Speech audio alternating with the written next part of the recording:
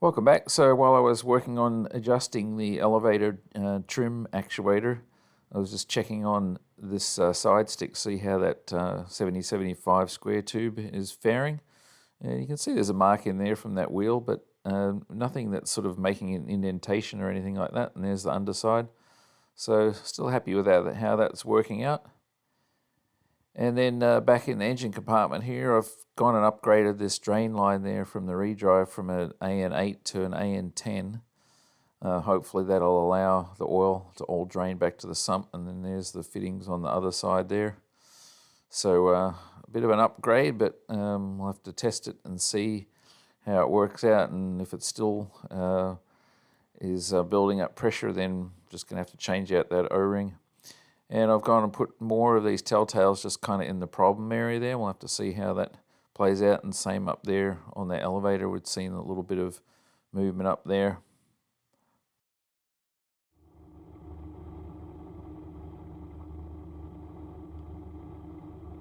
The 2 Tango Delta runway 35, clear for takeoff.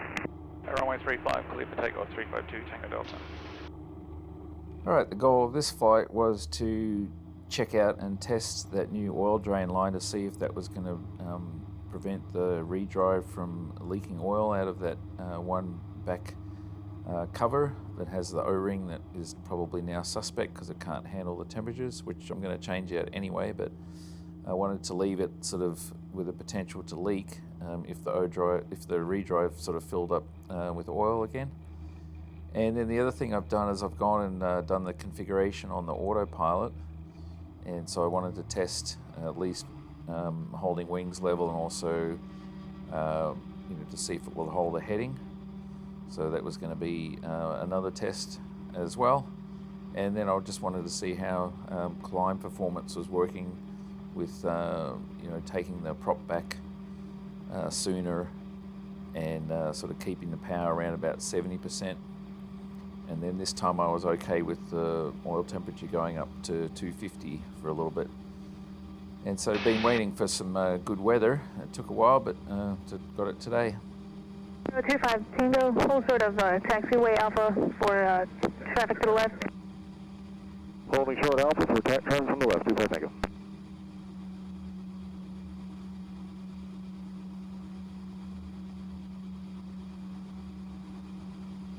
The 2 Tango Delta, right turn out approved. Right turn out approved, 2 Tango Delta. Traffic 2 Tango Delta, advise when establishing the holding. I will advise when established 2 Tango Delta. And it was pretty bumpy today, all the way up to about 2,500 feet. But that was because the weather had blown through last night, and then had to wait for the clouds to clear, which really didn't happen until just after midday. And then I was waiting for the winds to sort of calm down a little bit, and they did somewhat, but it was still a bit bumpy. 25 Tango runway 35 taxi via Alpha. 25 Tango, runway 35 via Alpha. And climb performance was pretty good today. I was trying to sort of maintain 110 knots. It's kind of the airspeed that I think is the best for right now until I can actually determine VX and VY. But it was doing pretty well. A nice steady climb, as you can see in the chart there on the bottom right corner, and took it all the way up to over 3,000 feet just on a straight up continuous climb. And temperatures were staying good. Didn't get it over 249, I believe, was the highest that I got it to, and that was just coming up towards the top of the climb there. And as you can see, still bumpy here at this altitude. So unlike the other day where it sort of smoothed out at 1,300, this time it was sort of 2,500. But you kind of know that up there somewhere it's going to smooth out a little bit, although there was decent winds at altitude there still blowing from the north west. There you can see the temps holding nicely on that front radiator. So I was happy with the climb, and then once I got it up and leveled out there, that's when I started doing a few things with the autopilot, and of course it was just a matter of I wanted to fly about 40 minutes to give that oil. If it was going to fill up in that redrive and overwhelm that O-ring again, I wanted to give it enough time to be able to do that, with the prop all the way back.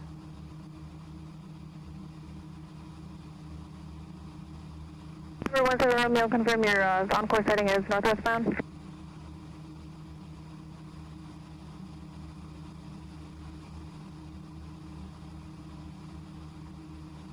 Delta Tower, Aero 2917 Romeo, ready for departure. Number 2917 Romeo, confirm your on-course heading is northwest bound. Roger, 300.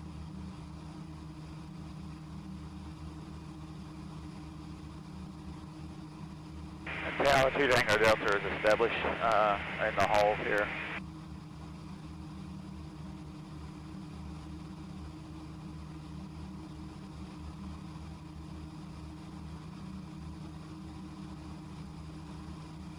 Tango Delta, traffic departing runway 35 is an arrow, or correction, is a Cherokee, northwest bound. I'll be looking for the traffic on the way out there to Tango Delta.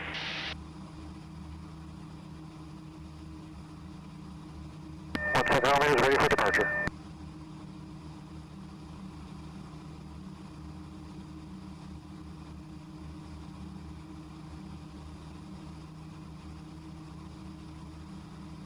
Delta Tower, 17 Romeo, ready for departure. 17 Romeo, proceed on course, climb maintain 6000, runway 35, clear for takeoff. Roger, 6000, 17 Romeo.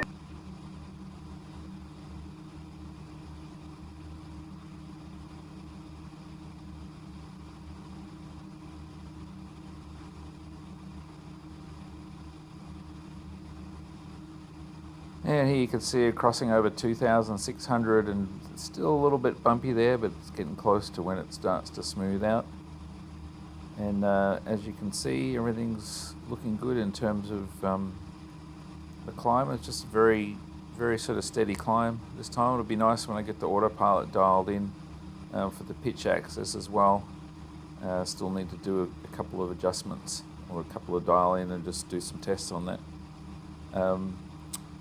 But overall, as you'll see here shortly, I actually level the wings out and then put the autopilot on for the roll and then a heading mode.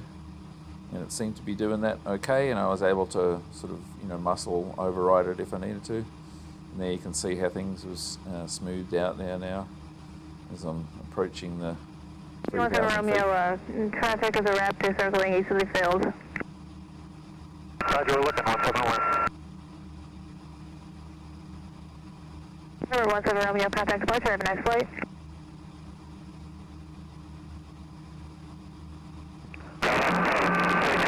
Takeoff 35.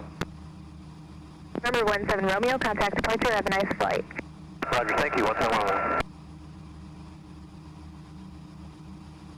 The 2 Tango Delta, safe position. About east of the field, about 3 miles, and northbound right now at 3,100 feet.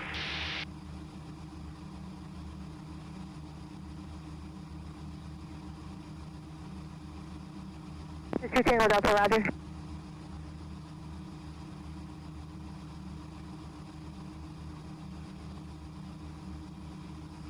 Delta Tower, Aero 112 Tango, ready for departure 35.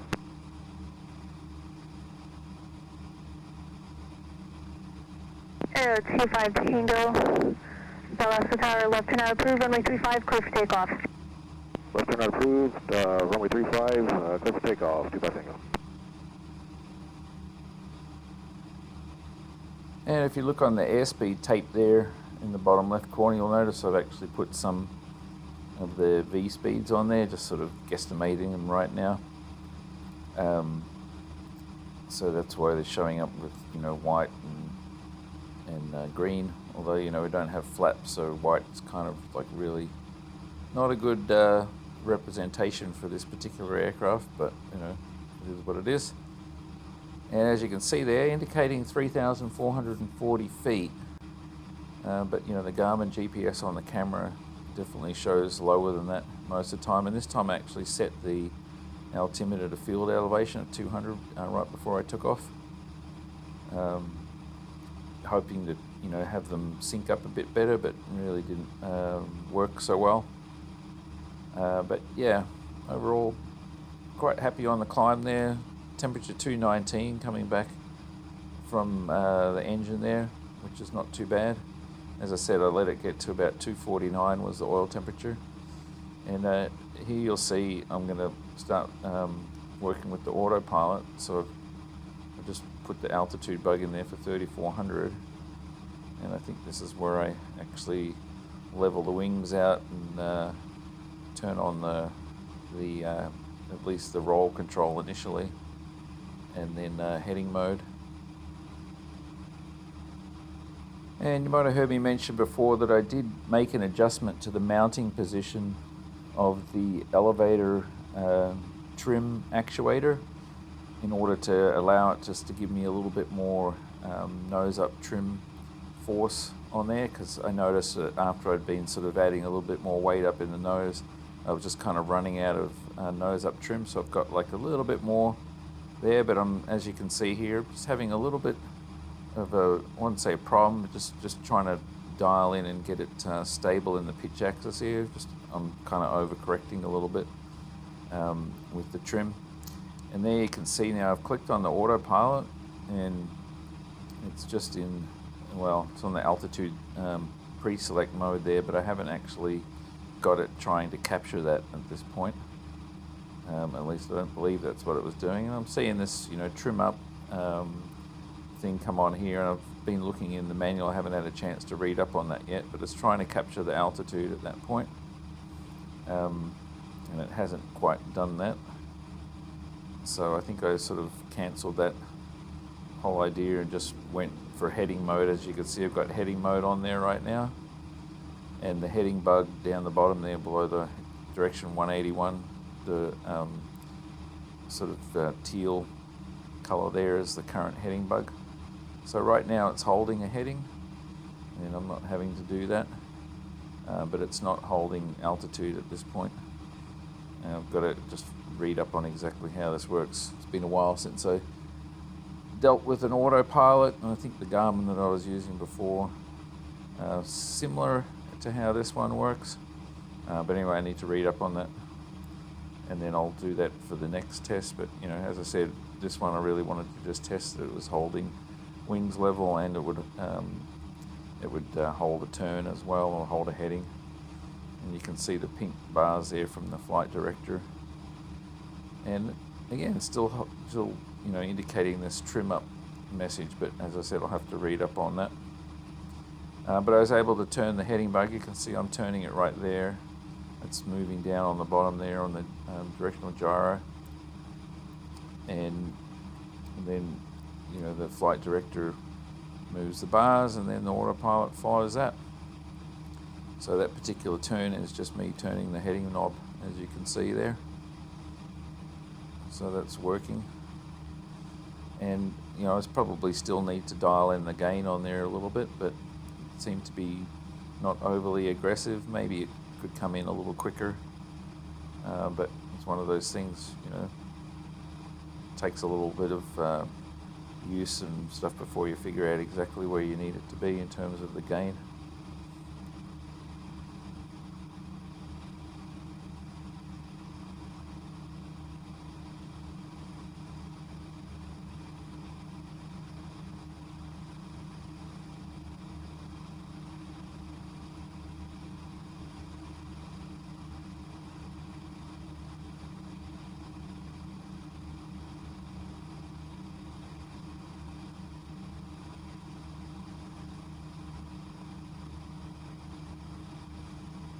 South Officer Tower 2125 Tiger, request frequency changes. Thanks for the help today.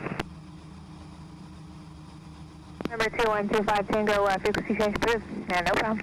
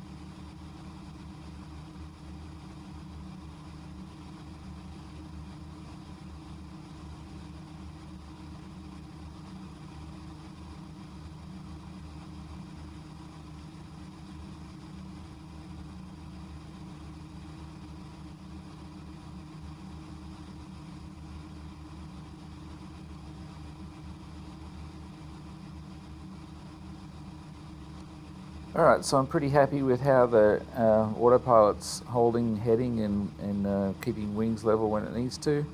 And as I said, I need to read up more on the operation for altitude pre-select and altitude capture and hold and all that sort of stuff, because I can't remember exactly how it works. So I'll be doing that. And then the other thing, I was keeping an eye on to see if my low oil light came on again, as it did a couple of times on the last flight, and I did actually see it just really briefly, just once. So I was kind of under the suspicion then that I was leaking a bit of oil. In other words, the oil was building up in the redrive again, and I was probably going to find, oil in the cowling again when I was done. So, but I wanted to fly long enough, to be able to initiate that problem, just to be sure that it was there. And ultimately, when I got on the ground, I actually did have a look, and there, sure enough, there was some oil that come out of there again. So the drain line isn't actually big enough to do what it needs to do. So I'm not exactly sure what the best solution is. I do know at this point I just need to change out that O-ring, and so that'll stop any oil leaking out of that back cover, but potentially it may push the problem onto the oil seals that go around the shaft. So that's something else we'll have to try once I've changed out that O-ring. And if nothing leaks out anywhere, maybe it's okay to have it a bit under pressure. It'll just mean the oil's being forced back into the engine sump. And it may mean that I might need to run the prop at run the engine at about 3,000 RPM instead of 2,900, and that way there won't be quite so much oil going to the governor on the prop, or going to the prop itself. And if there's not quite so much oil going at such a high pressure, it won't build up in the redrive. So I do have options, and then ultimately, the fallback option would be to have a new oil shuttle made that decreased that close tolerance area where the oil is allowed to sort of escape out from the oil shuttle into the main housing. But I don't really want to do that at this point if I don't have to, because that would be kind of an experiment of just, guesstimating, okay, we started off with 2,000ths of an inch clearance last time. Should I go to 1,000ths or 1.5? What's the story there? So I'm going to kind of avoid doing that if I don't have to at this point. We can figure that out later on. So that's going to be what's happening, and the O-ring is supposed to be arriving. Actually should be here tomorrow, I think. So whenever you're watching this, I'll probably already have it, and I'm in the process of changing it out. And this is, one of the Viton O-rings that can handle the much higher temperatures, and I think it will be a little bit more snug of a fit than the one that I currently have. So I'll get that changed out, and then obviously do another test, and then hopefully there's no oil leaking out anywhere else, at which point, I can move on to the next step. So next step will be obviously the autopilot, getting the altitude hold and stuff dialed in.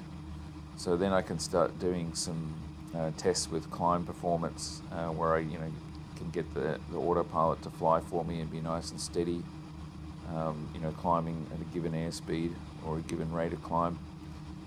And we'll be able to do the tests there to figure out what VX and VY are as part of the test program, and at the same time be looking forward to being able to actually climb a little bit higher and see how things perform with colder air. I think the coldest air I saw today was 58 on the ground, and I think I saw 47 at one point, but I think there was a bit of an inversion there, because when I was at 3,300 or something like that, I think it was actually back up in the 50s again, which was kind of weird.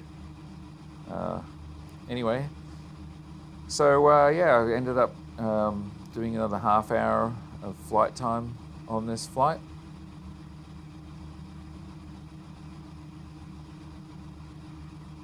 This is Tango Delta, are you establishing holding?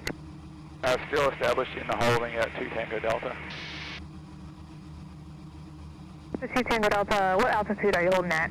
About 3,000 feet right now. I'm actually doing lift turns here. Raptor 2 Tango Delta, roger.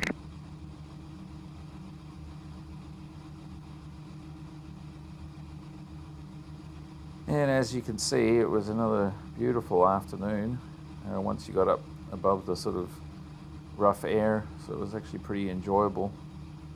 And it was nice to be able to sort of move on to another stage here where I was, testing some of the stuff with the autopilot. Yeah, but here you can see I'm back to hand flying it.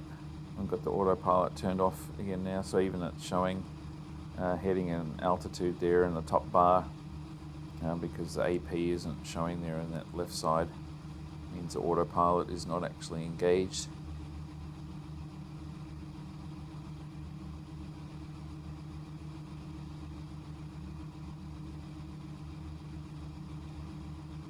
And the temperatures were holding nicely, so that's 210 coming back from the coolant on the engine.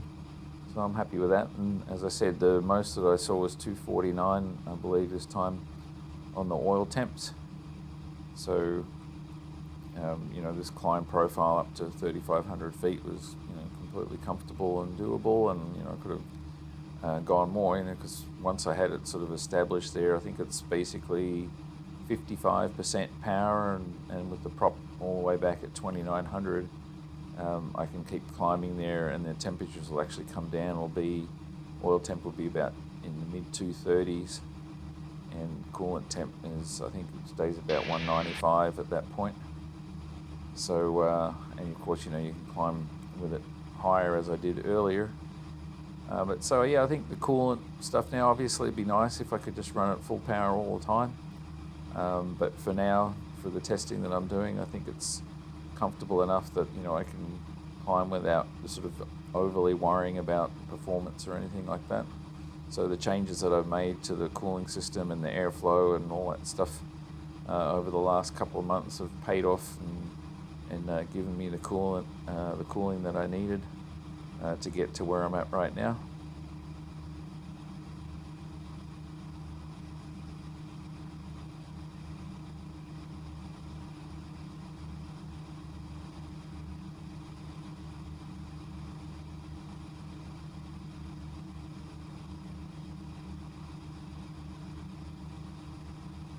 And then you can see I've gone and engaged the autopilot again now, this time just wings level.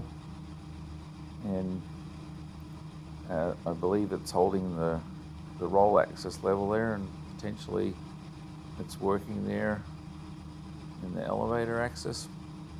I'm not sure, it's starting to lose some altitude there, even though, and then airspeed's picking up. So it's saying, the message saying trim up there, but I've noticed if I actually trim it manually, then it disengages the autopilot. So anyway, as I said, I need to read up on that, and once I figure it out, I'm sure I'll have it all dialed in no time.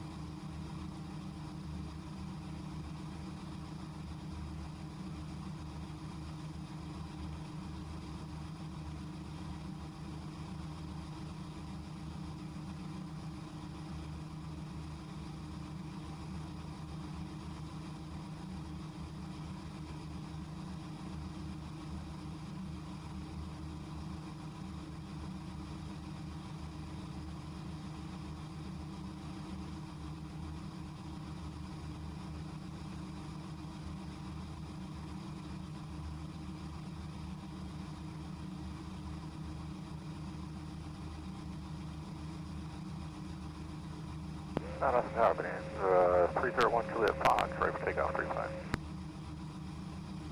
Number 301 Juliet Fox North departure approved. To be advised, there is an experimental aircraft 3,000 feet to the east of the airfield. Runway 35 cleared for takeoff.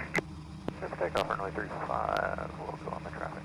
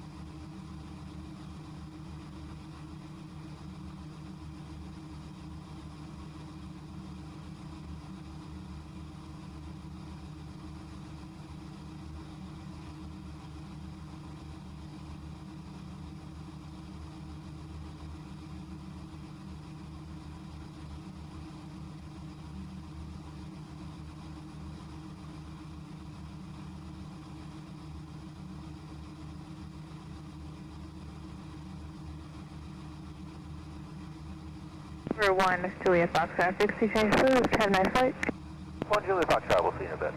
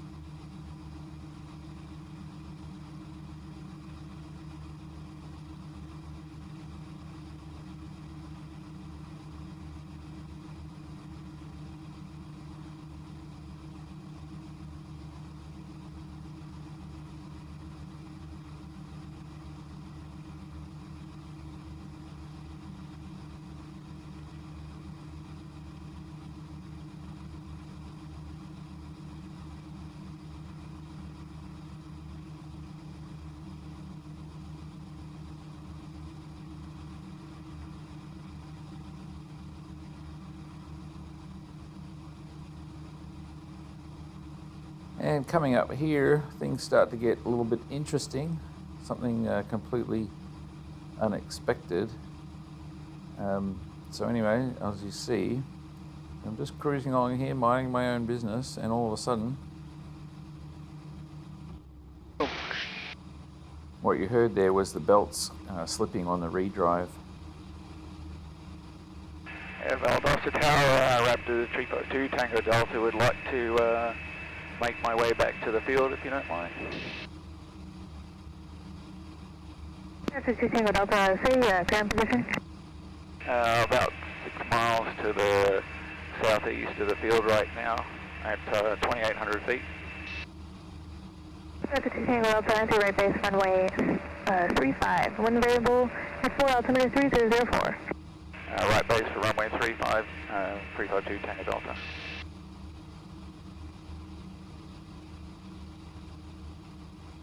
2 Tango Delta, report entering, report 2 mile base to runway 35. We'll report the 2 mile base to runway 35, 352 Tango Delta. And if you recall in all the testing and that when I was getting the redrive tensioner dialed in, I actually had the belt skipping, you know, a bunch of times way back when, and so I knew exactly what it was when it happened.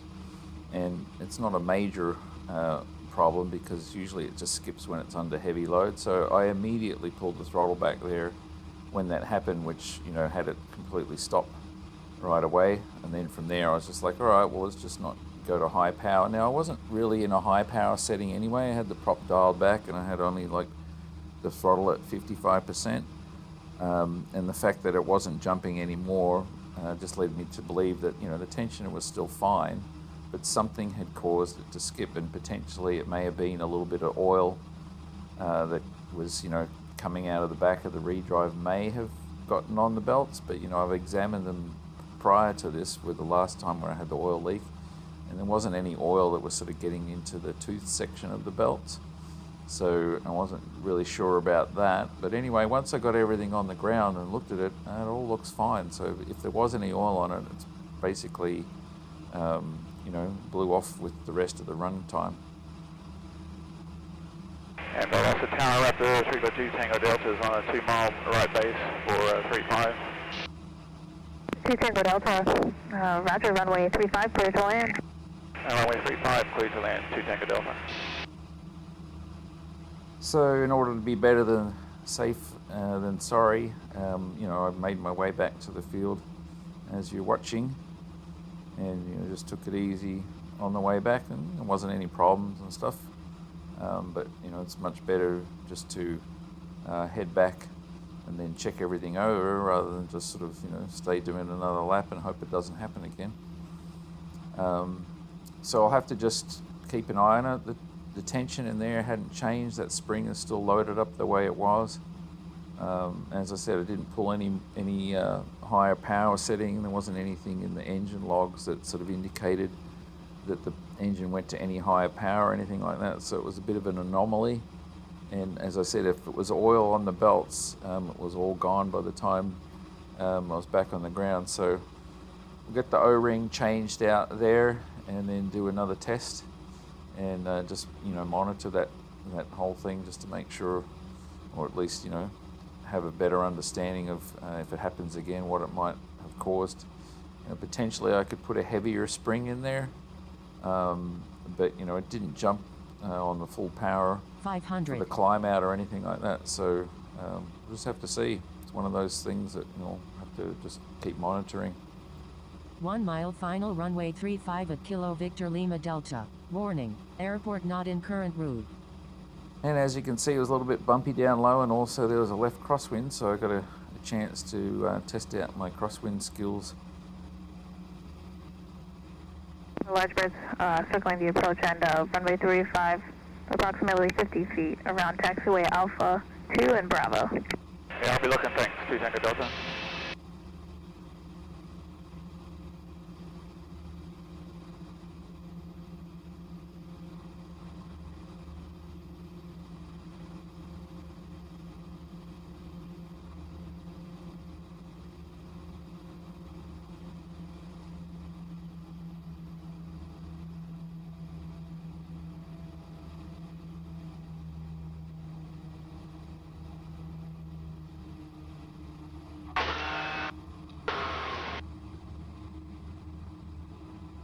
Tango Delta, turn right when able. Taxi to parking via Alpha. Remains frequency. Roll right to the end, then turn right on Alpha there, 2 Tango Delta. I'll remain on this frequency.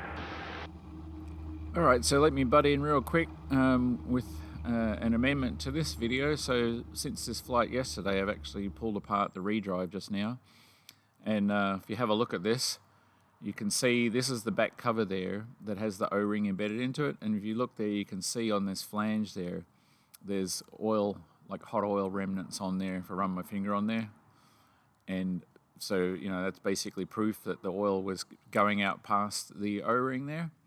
And also too, if you look in that housing there, you can see it's clear on the top side there. So it looks like that redrive wasn't completely filling up with oil, but potentially just when the oil got hot enough in the bottom half of the redrive there, it was leaking out past the O-ring. So potentially I don't have a drainage problem. Maybe it was just to the point where, once it heated up beyond that 212 degrees that nitrile oil ring was capable of handling, it was all bets off at that point and it was going to leak. So anyway, I'll get that back together once I get the new O-ring here, hopefully this afternoon, and then I'll be able to go out and do some more testing with the Autopilot and such. So pretty happy with how things are moving along here. Oh, and also too, once I got the redrive apart, I noticed that the tensioner probably could have had a little bit more tension on it, so potentially that's why it skipped. So I'll be stepping up that tension a little bit when I put it all back together and make sure there's good tension on that spring, and we'll see how that goes. So anyway, that's my update. Thanks again for tuning in, and catch me up on the next one. Cheers.